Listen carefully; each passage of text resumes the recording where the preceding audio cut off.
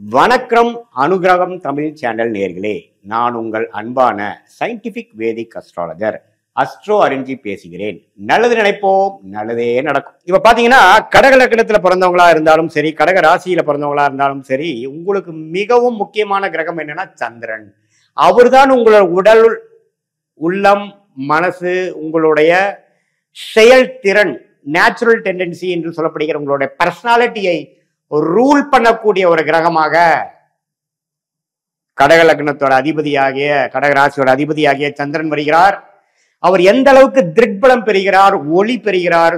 பௌர்ணமிக்கு அருகில் இருக்கிறப்ப பிறந்திருக்கீங்களா, அமாவாசைக்கு அருகில் இருக்க பிறந்திருக்கீங்களா? அமாவாசைக்கு அருகில் இருந்தாலும் அந்த அமாவாசை தோஷத்தை நீக்குவதற்காக குரு பார்வை பெறுகிறதா, குருவோட சேர்ந்திருக்குதா? சுக்கிரன் பார்வை பெறுகிறதா, சுக்கிரனோட சேர்ந்திருக்குதா? சுபர்களின் தாக்கம் இருக்கும் பொழுது ஒரு திருட்பலம் பெற்று நல்ல ஒரு வாழ்க்கையை வாழ்வதற்கும் சனி, செவ்வாய், ராகு, கேதுங்கிற பாவகிரகத்தோட சேர்க்கையிலேயோ பார்வையிலேயோ இருக்கும் பொழுது கொஞ்சம் ஜாதகர் டிஸ்டர்ப் ஆகி ஒரு மாதிரியான ஒரு அது கொஞ்சம் டீட்டெயிலா பாக்குறப்பதான் எத்தகைய ஒரு வாழ்க்கைங்கிறது தெரியும். ஸோ அது மாதிரி ஒரு வாழ்க்கையை வாழ போறாருங்கிறதும் நம்ம புரிஞ்சுக்கிறோம். ஸோ ஒரு திருட்பலம் பெறும் பொழுது, சுபகிரகத்தின் தாக்கம் இருக்கும் பொழுது அற்புதமான ஒரு யோகமான வாழ்க்கையும், ஒரு சனி செவ்வாய் ராகு கேது பெறும் பொழுது வாழ்க்கையில சில விஷயங்கள் பாதிப்புள்ளாகிறது. அது என்ன சில விஷயங்கள்ங்கிறது டீட்டெயிலா போய் நம்ம அந்த எந்த கிரகம் பாதிக்கப்பட்டிருக்கு, அந்த கிரகத்தின் ஆதிபத்தியம் என்ன, எத்தனை டிகிரி சேர்ந்திருக்கு, அந்த கிரகம் எத்தகைய ஒரு தன்மை வாய்ந்ததுங்கிறத பொறுத்து நம்ம பார்ப்போம். ஸோ சந்திரனுங்கிறது மிகவும் முக்கியமான ஒரு கிரகமாக தெரிந்து கொள்கிறோம். கடகலக்கணம் கடகராசிக்காரர்களுக்கு ஓரளவுக்கு ஒளி இருக்கும் பொழுது நல்ல வாழ்க்கையும், ஒளி குன்றி இருக்கும் பொழுதும், ஒளி இல்லாத கிரகமாகிய பாவ கிரகமாகிய சனி செவ்வாய் ராகு கேது இருக்கும் போதும் பாவத்துவம் அடைந்து பாவக்கர்மாவை கழிப்பதற்காக இந்த வாழ்க்கையில சில நேரங்கள் நம்ம செலவிட வேண்டும். இந்த ஜென்மத்தில் சில நாட்கள், சில ஆண்டுகள், சில மாதங்கள் செலவிட வேண்டி இருக்கும் அப்படிங்கிற கர்ம பலனை நம்ம தெரிந்து கொள்கிறோம். அடுத்தபடியாக மிகவும் முக்கியமான ஒரு கிரகம், யோகத்தை கொடுக்கக்கூடிய கிரகம், வரவேண்டிய தசையான கிரகங்கள் செவ்வாய், குரு. செவ்வாய் ராஜயோக அதிபதியாக வருகிறார். எப்பவுமே ஒரு லக்ன ராசிக்கு 5ஆம் வீட்டு அதிபதி, 9ஆம் வீட்டு அதிபதி தான் ராஜயோகத்தை கொடுக்கக்கூடிய ஒரு கிரகமாக வருகிறார்கள். 5ஆம் வீட்டு அதிபதி வராத பட்சத்தில் பாத்தீங்கன்னா அந்த செவ்வாய் பாத்தீங்கன்னா சந்திரனோட நட்பு கிரகமாகவும், குருவும் பாத்தீங்கன்னா சந்திரனுக்கு நட்பு கிரகமாகவும் தான் வரும். அதுதான் இந்திய வேத ஜோதியோட அடிப்படை. யார் உங்களுக்கு நன்மை பயக்கக்கூடிய கிரகமாக வருகிறாரோ அந்த கிரகம் உங்களுடைய லக்னாதிபதி ராசி அதிபதிக்கு நண்பராக வருவார். அதுதான் அடிப்படை. அப்ப நண்பர் தானே உங்களுக்கு உதவ முடியும் இல்லையா? சோ அப்படி இருக்கும் பொழுது செவ்வாய் மிகவும் நன்றாக இருந்து திருக்பலம் பெற்று அதெல்லாம் என்ன பலங்கிறது ஒரு டீட்டெயிலா இன்னொரு வீடியோல பார்க்கலாம். நல்ல அமைப்புல இருக்கும் பொழுது நல்ல ஒரு கர்மாவை, வாழ்க்கையில வெற்றி பெறக்கூடிய அமைப்பு, குழந்தைகளால மேன்மை, தொழில் மேன்மை, புகழ், எல்லாத்துலயுமே ஜெயிக்கக்கூடிய அமைப்பு. ஜாதகரே கொஞ்சம் டேலண்டடான ஆளு. எப்போ லக்னாதிபதியும் ராஜயோகாதிபதியும் சம்மந்தப்படுறார், லக்னாதிபதியும் குருவும் சம்மந்தப்படுகிறார், லக்னாதிபதியும் செவ்வாயும் சம்மந்தப்படும் பொழுது ஜாதகரே ஒரு டேலண்டான ஒரு நபராகவும், குருவோட சேரும் பொழுது அவரும் ஒரு லக்னாதிபதி, ஒரு ராஜயோகாதிபதியா இருக்கிறதுனால கடக லக்னாதிபதி ஆகிய கடக ராசி அதிபதி ஆகிய சந்திரன் செவ்வாய் குருவோட சேரும் பொழுது அற்புதமான பலன்கள் கொடுப்பார். அதே சமயத்துல செவ்வாய் சனியோட சேர்ந்து ராகுவோட சேரும் பொழுது நான் சொன்ன பலன்கள் குறையும்.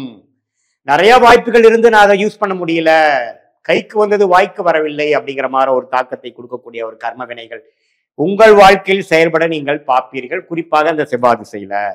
அதே சமயத்துல குரு நீச்சமா போயிட்டார், ராகுவோட ஒரு 5 டிகிரிக்குள்ள போயிட்டார், சனியோட சேர்ந்து விட்டார் அப்படிங்கிற மாதிரி ஒரு இக்கட்டான ஒரு சூழ்நிலை இருக்கும் பொழுது, இருக்கக்கூடாத இடத்துல இருக்கும் பொழுது, என்னதான் ராஜயோக திசை நடந்தாலும் சில விஷயங்கள் எங்களுக்கு திருப்தியாக இல்லை, சில வாழ்க்கையில சில செட்பேக்ஸ் நான் ஃபேஸ் பண்ண வேண்டியதா போச்சு அப்படிங்கிற மாதிரி ஒரு அமைப்பு கொடுக்கக்கூடிய அமைப்பு இருக்கு. ஸோ அதே ஒரு நல்ல மேன்மையாக 9ஆம் வீடுங்கிற பாகிஸ்தானத்துக்குள்ள கனெக்ட் ஆகும் பொழுது, 5ஆம் வீட்டுல கனெக்ட் ஆகும் போது ஆட்சி உச்சம் பெற்று நட்பு வீட்டுக்கு குறையாமல் இருக்கும் பொழுது அற்புதமான பலன்களை இந்த செவ்வாய் திசையும் குரு திசையும் கொடுப்பார் கடகலக்ன கடகராசிக்காரருக்கு நீங்க தெரிந்து கொள்ள வேண்டும். இதுதான் ஒரு மிக முக்கியமான ஒரு 3 கிரகங்கள், சந்திரன், குரு, செவ்வாய். கடகலக்கணத்துக்கு மிகவும் சுமாரான பாவக்கர்மாவை கொடுக்கக்கூடிய கிரகமாக சனி வருகிறார். சனிதான் 6ஆம் வீட்டு 7ஆம் வீட்டுக்கும் 8ஆம் வீட்டுக்கும் வருவதனால அட்டமாதிபதியாக வரனால் சனி திசை நடக்கும் பொழுது கேர்ஃபுல்லாக இருக்கணும். சனி ஓரளவுக்கு திருட்பலம் பெற்று சுபர்களின் தாக்கம் இருக்கும் பொழுது ஓரளவுக்கு பரவாயில்லைங்கிற மாதிரி இருக்குமே ஒழிய, சனி ராகு செவ்வாயோட ஒரு க்ளோஸ் காம்பினேஷன் இருக்கும் பொழுது, பார்வையில் இருக்கும் பொழுது ஒரு பாவத்துவமான ஒரு பிரச்சனைகளும், வாழ்வாதாரமே கொஞ்சம் கெடுற மாதிரியும், திருமண விஷயங்கள், குழந்தை விஷயங்கள், ஆயுசு விஷயங்கள், ஆயுசுக்கு ஒப்பான கண்டங்கள், அது மாதிரி விஷயங்கள்லாம் கொடுக்கறதுக்கு வாய்ப்புகள் இருக்கு. அது மாதிரி ஒரு பாவக்கருமால தான் நம்ம பிறந்திருக்கோம். குறிப்பா சனி திசையில கண்ணுக்கு எதிராக அது மாதிரி பார்க்க வேண்டியது வந்துடும் அப்படிங்கிறது நம்ம தெரிஞ்சுக்கிறோம்.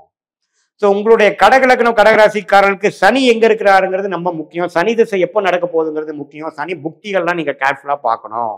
எது மாதிரி தாக்கத்தில் இருக்கார்? குரு சுக்கிரன்கிற சுபகிரகத்தின் தாக்கத்தில் இருக்கிறாரா, ராகு செவ்வாய்ங்கிற பாவகிரகத்தின் தாக்கத்தில் இருக்காராங்கிறது பார்த்து தெரிஞ்சுக்கணும். இதுதான் ஓவராலான ஒரு அமைப்பு. சரி, இதை தவிர்த்து ஒரு நியூட்ரலான அமைப்பு இருக்கக்கூடிய கிரகம் ஆகிய 2ஆம் வீடு தனஸ்தானாதிபதி ஆகிய சூரியன் எப்படி இருக்காருன்னு நீங்க பார்த்துக்கணும். சூரியன் நல்ல இடத்துல இருக்கும் பொழுது நல்ல ஒரு தன லாபங்கள் கொடுக்கக்கூடிய அமைப்பு. சூரியனே 11ஆம் இடத்துல இருக்கிறார், ரிஷபத்தில் இருக்கிறார், அற்புதம். சூரியன் 10ஆம் இடத்துல இருக்கிறார், அற்புதம். ஆனா சூரியன் 4ஆம் இடத்துல ரீச்சமா போயிருக்கிறார், கொஞ்சம் கேர்ஃபுல்லா இருக்கணும். ஏன்னா அந்த ஸ்தான பலம் குறைஞ்சாலும் சரி, திக்பலம்ங்கிற விஷயங்களுக்கு இல்லைனாலும் சரி, நிஷ்பலம் பெற்றாலும் சரி, அதே சமயத்துல பாவத்துவம் திக்பலமே இல்லாமல் பாவத்துவம் சூரியன் சனியோட சேரும் பொழுது பாவமான ஒரு கர்மா. அப்பா விஷயங்கள் சரியில்லை, அரசு விஷயங்கள் சரியில்லை, எலக்ட்ரிக்கல் விஷயங்கள் சரியில்லை, கொஞ்சம் ஜாதகர் சூரிய திசையில டிஸ்டர்ப் ஆவார் என்ற விஷயத்தை நீங்கள் புரிந்து கொள்ள வேண்டும். இதுதான் பாத்தீங்கன்னா சூரியனோட விஷயங்கள். ஸோ மற்றபடி பாத்தீங்கன்னா ஓரளவுக்கு நியூட்ரலா வரக்கூடிய கிரகம் பாத்தீங்கன்னா புதன். கடகலக்கணத்துக்கு புதன் பெரிய ஒரு நன்மை கொடுக்கக்கூடிய கிரகம் கிடையாது. ஏன்னா சந்திரன் என்னதான் புதனுக்கு பிடிக்கிற கிரகமாக இருந்தாலும் புதனுக்கு சந்திரன் பிடிக்காது. அப்படிங்கிறப்ப புதன் திசையை மிகவும் சுமாரான ஒரு பலனை தான் கொடுப்பார். இதுல பாதகாதிபதியாக வரார் யாருன்னு பாத்தீங்கன்னா சுக்கிரன். சுக்கிரனுக்கு சந்திரனுக்கும் அவ்வளவு ஒன்றும் நட்பு நிலைகள் இல்லாமல் பட்சத்தில் சரராசிக்கு பாதகாதிபதியாக 11ஆம் வீட்டு அதிபதியாக வரனாலும் சுக்கிரனே 11ஆம் இடத்துல இருக்கும்போது பாதகத்தை கொடுத்து விடுவார். ஸோ பாதக வீட்டுக்கு கனெக்ட் ஆகாம இருக்கிறது சுக்கிரனுக்கு நல்லது. அதிக திரிட்பலம் பெறும்பொழுது அந்த பாதகத்தின் வேலை செய்து விடுவார். ஸோ அதுவுமே ஒரு இக்கட்டான ஒரு கர்ம வினையை கொடுத்து விடுவார் என்பதை நீங்கள் தெரிந்து கொள்ள வேண்டும். அதே ஒரு சனி செவ்வாய் தாக்கத்தில் இருக்குது, ஒரு ராகுவோட சேர்ந்து இருக்குன்னா அந்த பாதகத்தை செய்ய முடியாத அளவில் இருக்கிறாருங்கிறது நம்ம தெரிஞ்சுக்கணும்.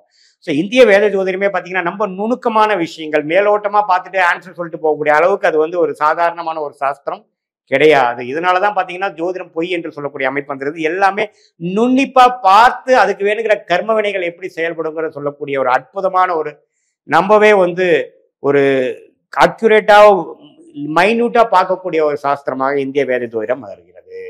இது நான் சொன்னதெல்லாம் ஒரு பொதுவான கருத்துக்களை ஒழிய உங்கள் ஜாதகத்தில் ஒரு கிரகம் எந்த டிகிரியில் இருக்கார், எந்த நட்சத்திரம் இருக்கிறார், நட்சத்திராதிபதி எப்படி இருக்கிறாருங்கெல்லாம் பொறுத்துதான் உங்களுடைய கர்ம வினைகள் படிப்படியாக தசா புக்திகள் அந்தரம் சூக்ஷம்ங்கிற வழியில வந்து செயல்படுதுங்கிறத நீங்க தெரிஞ்சுக்கணும்.